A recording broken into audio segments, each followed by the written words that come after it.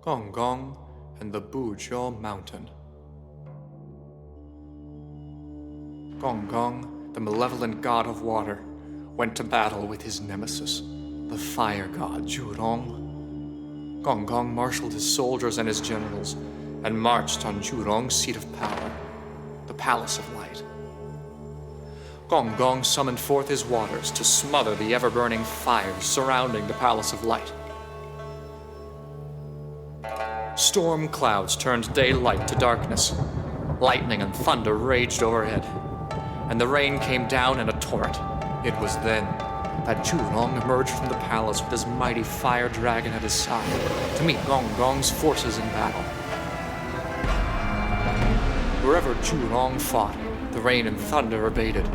The storm cloud shrank back, and daylight returned to the land. Enraged, Gong Gong ordered his generals to gather up all the waters of the world from every river and lake and sea to smother Zhu Rong. In an instant, the horizon was dominated by gigantic waves, roaring up into the sky, rushing toward Zhu Rong and his fire dragon. The waters of the world crashed over them, and their flames were put out. But then, as soon as the water receded, the fires of Zhu Rong and his dragon kindled back to life. The fire god fell on Gong Gong, lashing him with fire. All hope of victory fading, the forces of the water god fled back to the sea, where they thought they would be safe from Zhu Rong.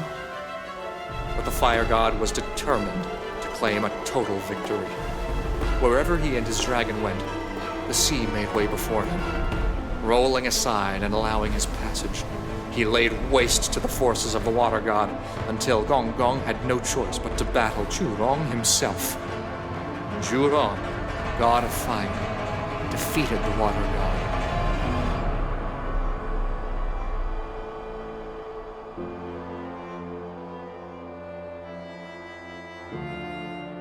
Battered, broken, and ashamed, Gong Gong fled to Mount Buzhou.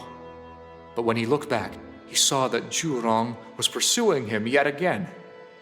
In his shame and rage, Gong Gong dashed his head against the mountainside, and with an enormous crack, the mountain was broken.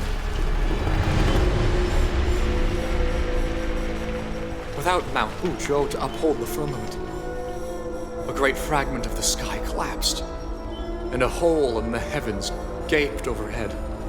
The earth itself was riven with chasms.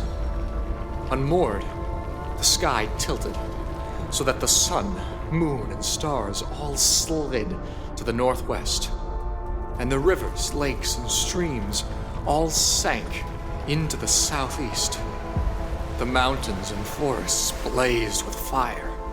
Water came flooding down from the hole in the firmament. Ferocious beasts prowled the land. All the world had fallen into a waking nightmare.